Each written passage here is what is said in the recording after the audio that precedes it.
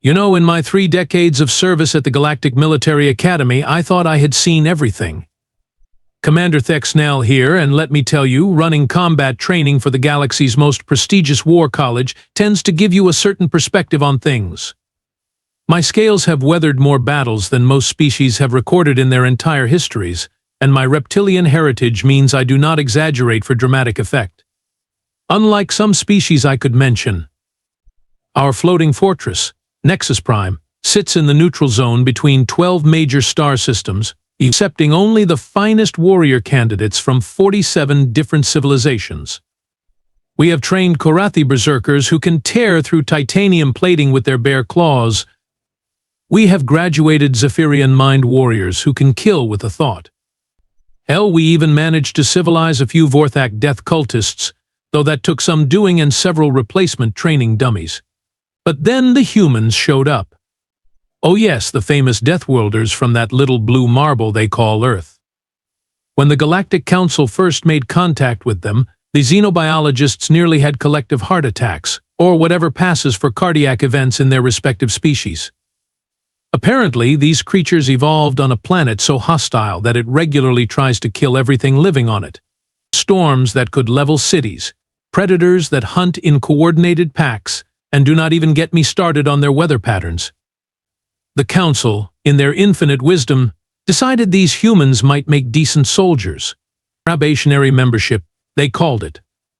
A trial run to see if these pink, squishy bipeds could handle real military training alongside proper warriors. Most of us instructors were skeptical. Have you seen a human? They look like someone took a Zephyrian, removed all the useful bits like natural armor and claws, then painted them various shades of beige and brown. They cannot even regulate their own body temperature properly. They leak salt water when stressed, which seems like a terrible design flaw for a species that claims to be apex predators.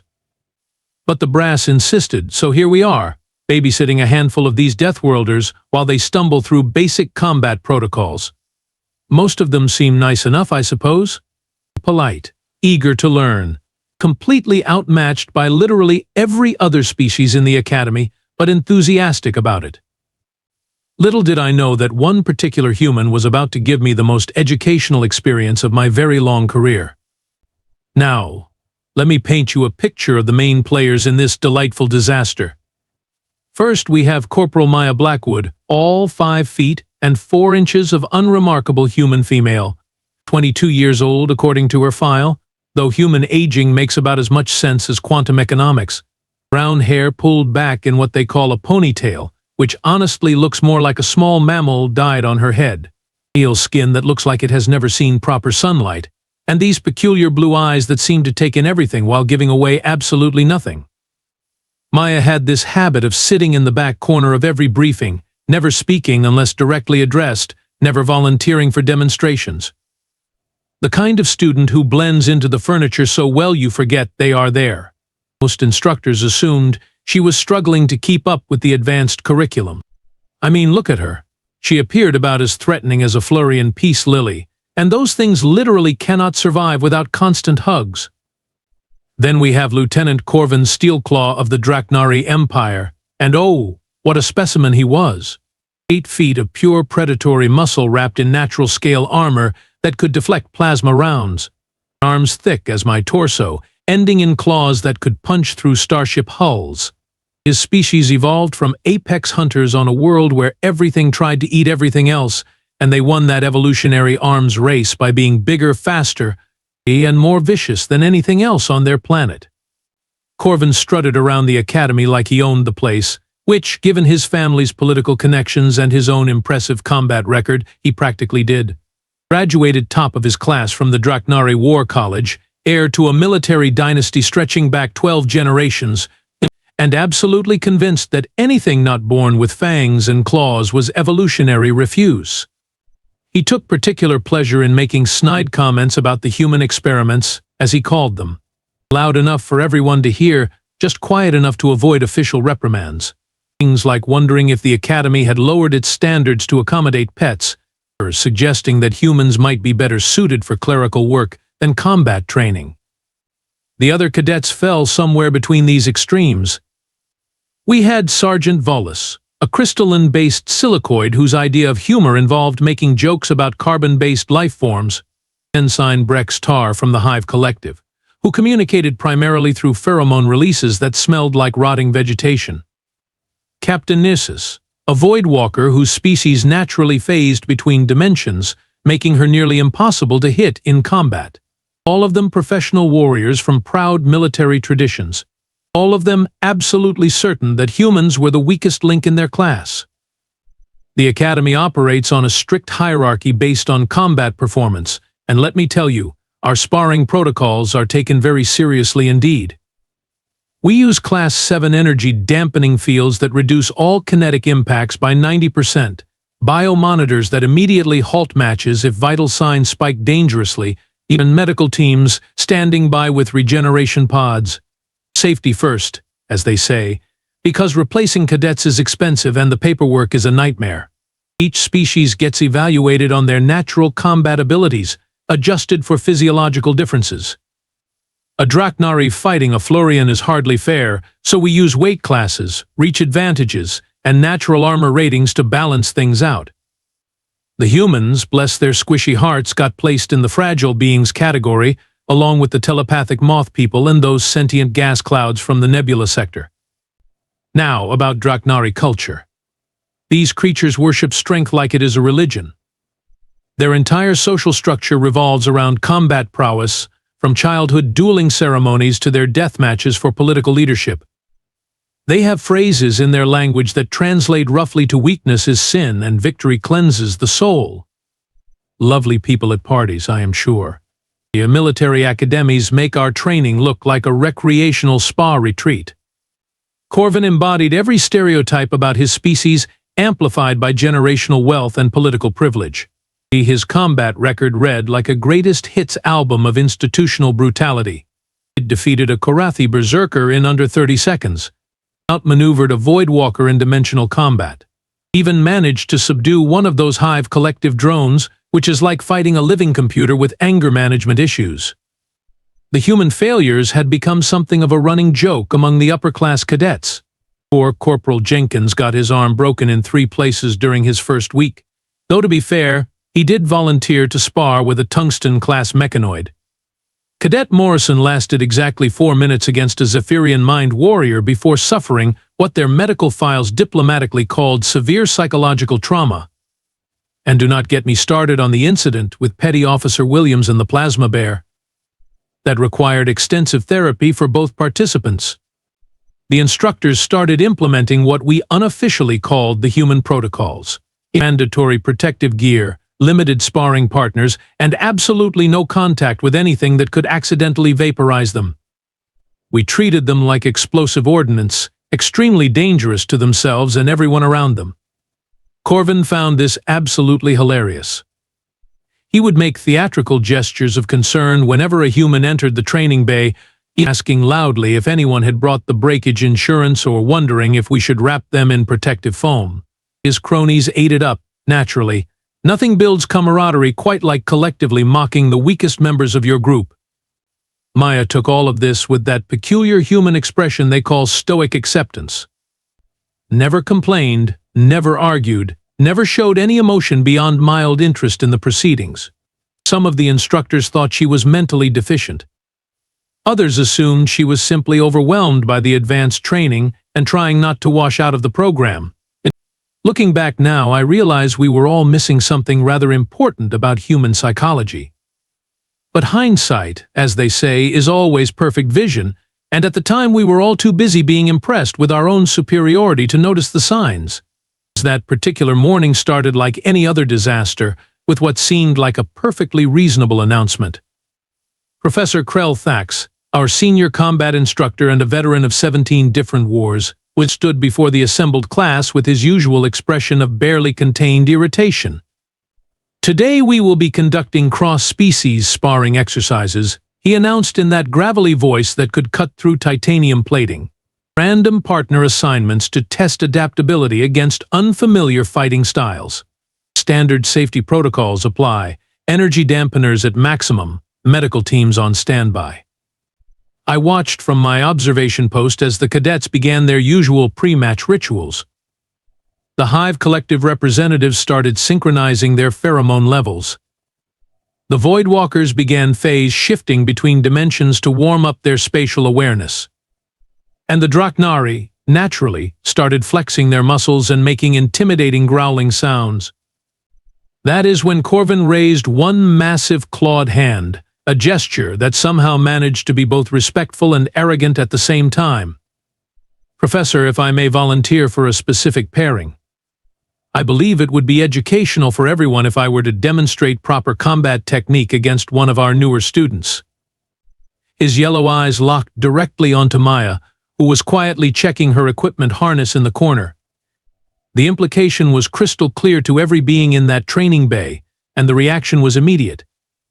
Whispered conversations broke out among the cadets, and I could practically hear the mental calculation of betting odds. Lieutenant Steelclaw, Professor Krelthax said with the tone of someone who has dealt with too many overconfident young warriors, "This is a controlled training exercise, not a gladiatorial exhibition. You will engage with appropriate restraint and follow all safety protocols to the letter." "Of course," Professor Korven replied with a grin that showed entirely too many razor-sharp teeth. "I would never want to accidentally harm our fragile classmate. I simply thought she might benefit from experiencing proper Draknari combat techniques in a safe, controlled environment." The betting pools started immediately. Sergeant Volus was quietly taking wagers through crystalline resonance frequencies. The odds heavily favored Korven lasting longer than Maya's previous opponents, with most bets focusing on whether she would last 30 seconds or a full minute before yielding. Maya, for her part, continued her equipment check with the same methodical precision she applied to everything else, adjusted her protective padding, tested her joint mobility, performed a few basic stretching exercises. No theatrics, no intimidation displays, no apparent concern about facing a warrior twice her size with natural weapons that could slice through combat armor. Korven, meanwhile, was putting on quite the show, demonstrating his reach advantage by shadowboxing with invisible opponents, making sure everyone could see the impressive muscle definition beneath his scales, and generally playing to his audience like a seasoned performer. The contrast could not have been more striking, and it reinforced every preconception we had about the respective capabilities of our two combatants. When the energy-dampening field activated with its characteristic blue shimmer, I settled back to watch what I assumed would be a very brief and educational demonstration. The combat zone measured 30 meters square, plenty of room for maneuvering, with sensor arrays tracking every movement for post-match analysis. "Combatants ready?" Professor Krelthax called out, his hand hovering over the match timer. "Remember, this is a learning exercise. Control your strikes, respect the safety protocols, and stop immediately when I call halt." Maya nodded once, settling into what looked like a defensive stance. Korven cracked his knuckles with sounds like breaking timber and assumed the traditional Draknari combat position, all coiled muscle and barely contained aggression. Begin. The first exchange went exactly as everyone expected. Korven lunged forward with a textbook Draknari power strike, his massive fist moving fast enough to create small sonic booms despite the energy dampeners. Maya dodged, barely, the displaced air ruffling her hair as 8 inches of scaled death passed through the space her head had occupied moments before. The size difference was immediately apparent. Korven's reach advantage meant he could strike from distances where Maya could not even touch him. His natural armor meant that even if she landed a hit, it would likely bounce off harmlessly. And his strength advantage was so overwhelming that a single solid blow would end the match instantly. Maya seemed to realize this too, because she immediately adopted what looked like a purely defensive strategy. Duck, weave, sidestep, retreat. She moved constantly, never staying in one position long enough for Korven to line up a proper strike. The other cadets began murmuring among themselves, clearly interpreting her tactics as desperate survival instincts rather than any coherent fighting strategy. "Running away already?" Korven taunted, his voice carrying easily across the training bay. "I thought Deathworlders were supposed to be dangerous." Maya did not respond, just kept moving in those fluid, economical motions that looked almost like dancing. Every time Korven committed to an attack, she was already somewhere else, always staying just outside his considerable reach. It was actually quite impressive from a technical standpoint, though I could see why the other cadets were interpreting it as cowardice. Korven's frustration became increasingly obvious as the match progressed. His strikes became more aggressive, less controlled, and definitely more frequent. The energy dampeners were working overtime, dissipating the kinetic force of his increasingly wild swings. What had started as a demonstration of superior technique was devolving into an undisciplined brawling match. "Stand still and fight," he snarled, launching himself forward in a move that was more tackle than combat technique. Maya slipped aside again, and I could see the embarrassment beginning to color Korven's tactical decisions. Being made to look foolish by a human in front of his peers was apparently not sitting well with his Draknari pride. That is when he made his critical error in judgment. Instead of continuing with proper striking techniques, Korven decided to use his size advantage to simply overpower his opponent.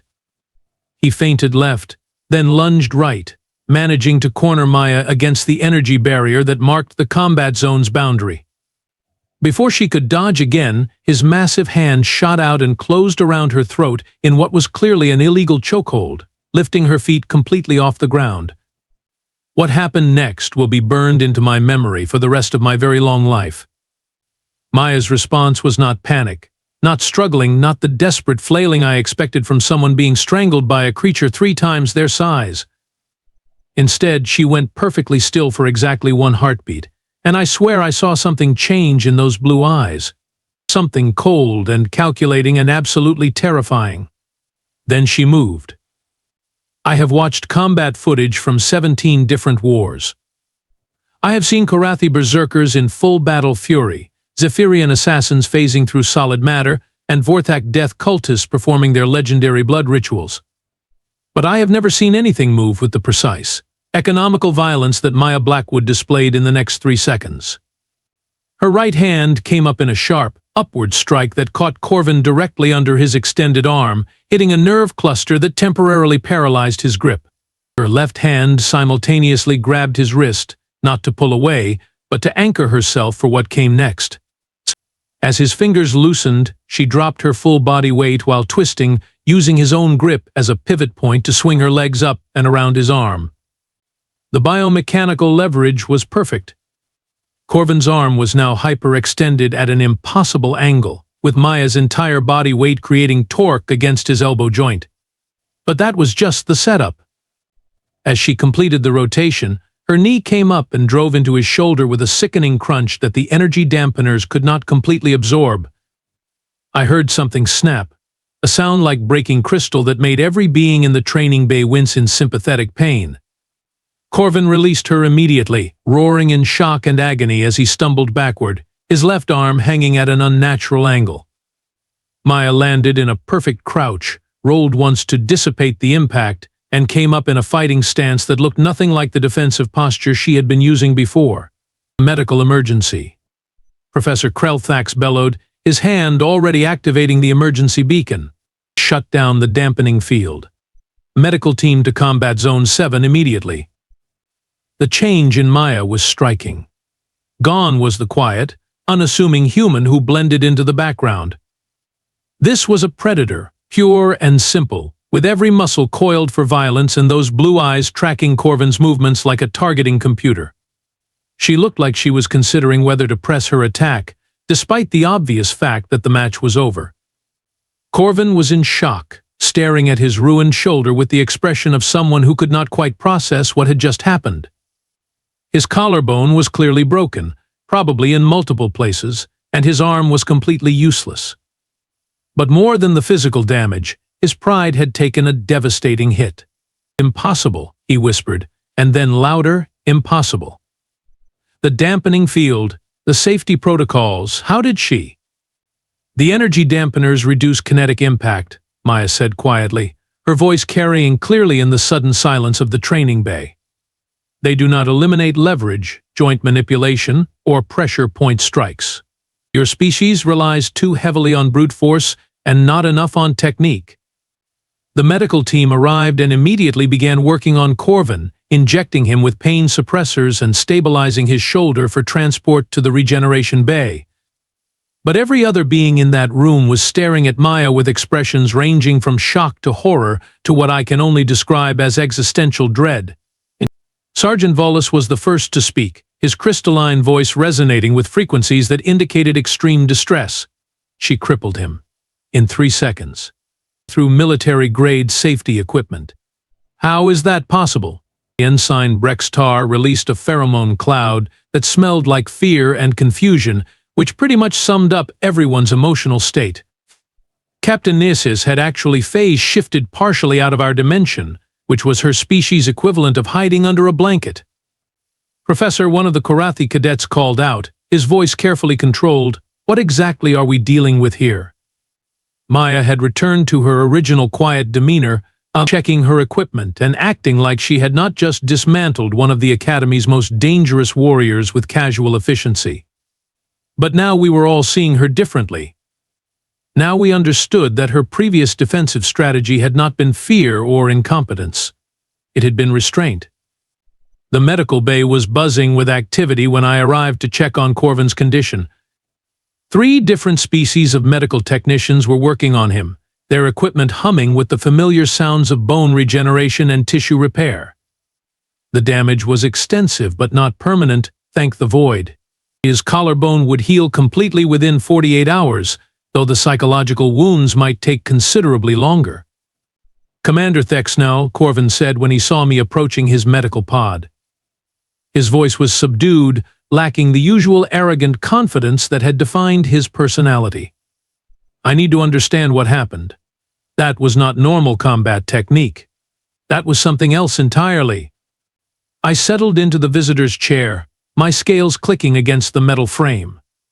"What do you remember about the engagement?" "Everything," he replied, staring at the ceiling with unfocused eyes. "Every detail.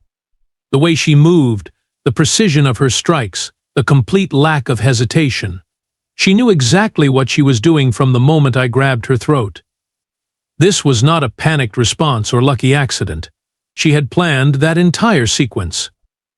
Meanwhile, Maya was in the Academy's main briefing room, calmly filling out incident reports as if she had just completed a routine training exercise. Professor Krell Thax was interviewing her, trying to understand the technical aspects of what we had witnessed. The Corporal Blackwood, he was saying when I entered the room, "Your combat performance today was unexpected. Can you explain your tactical approach?"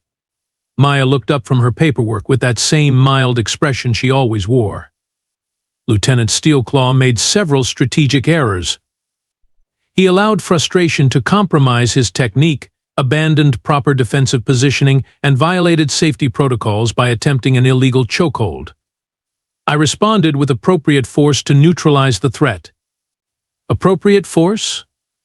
Professor Krell Thax's voice carried more than a hint of incredulity. "You broke his collarbone." "I could have broken his neck," Maya replied matter-of-factly, "or dislocated his shoulder permanently, or crushed his larynx. The collarbone break was the least damaging option that would effectively end his attack." The casual way she listed these alternatives sent a chill through every instructor in the room. This was not boasting or intimidation. This was simply a technical assessment of available options, delivered with the same tone she might use to discuss equipment maintenance procedures. Dr. Velthar, our xenopsychology specialist, leaned forward with obvious fascination. "Corporal, during your previous sparring matches, you appeared to be struggling with the physical demands of combat training. Was this an act?" "Not an act," Maya corrected. "Adaptation. Your training protocols are designed around species that rely primarily on natural weapons and superior physical attributes. Humans evolved differently. We use tools, tactics, and techniques to overcome larger, stronger opponents. What you interpreted as weakness was actually assessment and preparation." The implications of this statement rippled through the room like a shockwave. Every failure we had witnessed, every instance of apparent human inadequacy, suddenly took on a completely different meaning. They had not been failing to adapt to our methods. They had been learning our methods while maintaining their own. Word of the incident spread through the academy faster than a plasma fire in an oxygen-rich environment. Within hours, every cadet, instructor, and administrative official knew that the quiet human girl had put one of our most accomplished warriors in the medical bay, using nothing but technique and leverage. The betting pools that had been so confident in Korven's victory were now frantically trying to calculate odds for future human matches.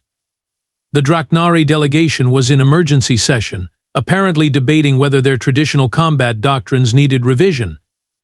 Even the Hive Collective had begun analyzing human combat footage with what their spokesperson described as intense professional interest. When Korven was finally released from medical care, he sought out Maya in the Academy's common area. I happened to be nearby reviewing training schedules when their conversation took place. "I owe you an apology," he said, his voice carefully formal. "And my respect. I underestimated you, and I allowed my prejudices to cloud my judgment." Maya looked up from her meal, considered his words for a moment, then nodded. "Apology accepted. But understand this, Lieutenant. Every human in this academy could have done what I did. We are not here because we are weak. We are here because we are dangerous, and your people want to make sure we are dangerous in the right direction." The pride that had once defined Korven's personality was gone, replaced by something that looked suspiciously like fear. That was 6 months ago, and I can honestly say that the Galactic Military Academy has never been the same since. We have completely overhauled our training protocols, not to accommodate human weaknesses, but to account for human capabilities. The fragile beings classification has been quietly retired, and humans now train alongside our most advanced combat specialists. The betting pools have become considerably more interesting. Last week, Cadet Thompson put a Vorthak death cultist in the regeneration bay using something she called Brazilian Jiu-Jitsu, which apparently translates to ground fighting that makes grown warriors cry for their mothers. 2 days later, Corporal Martinez demonstrated why humans excel at something called psychological warfare by convincing a telepathic moth person to surrender without throwing a single punch. Our medical staff has requisitioned additional regeneration equipment specifically for non-human cadets injured during sparring with human partners. The requisition forms list the reason as educational experiences with Deathworlder combat methodology, which is administratively correct but fails to capture the existential terror involved. Professor Krelthax has begun incorporating human tactics into the standard curriculum, much to the dismay of species that prefer straightforward applications of superior firepower. Apparently, concepts like misdirection, psychological manipulation, and exploiting opponent weaknesses are revolutionary ideas to beings who evolved with natural weapons and armor.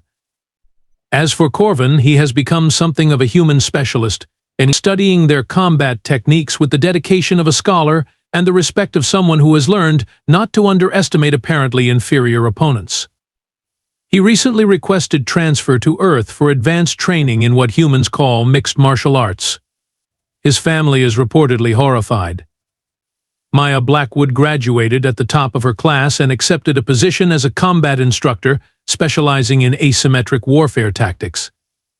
Her first lecture, titled How to Fight Bigger, Stronger, Better Armed Opponents and Win, had a waiting list that stretched across 3 star systems. The Galactic Council has quietly begun revising their assessment of human military potential. The term Deathworlder has taken on new meaning in diplomatic circles, shifting from primitive savage to extremely dangerous and unpredictable ally. Trade negotiations with Earth now include clauses specifically addressing human military advisors and training exchanges. Looking back on that day, I realize we all learned something important about the nature of strength and the danger of assumptions. We assumed that bigger meant better, that natural weapons trumped technique, and that a species without claws or fangs could not possibly threaten apex predators. We were wrong about humans, and I suspect we have been wrong about quite a few other things as well. Evolution, it turns out, has more than one path to creating perfect killers. Some species develop claws and fangs and natural armor, others develop brains and creativity and the terrifying ability to turn any situation into a weapon. Humans, as it happens, chose the second option. And frankly, that makes them the most dangerous species I have ever encountered. The Academy's new motto, suggested by Maya herself, now hangs above the entrance to every training bay. It is not the size of the warrior in the fight, but the size of the fight in the warrior. Somehow I do not think we will be underestimating humans again anytime soon.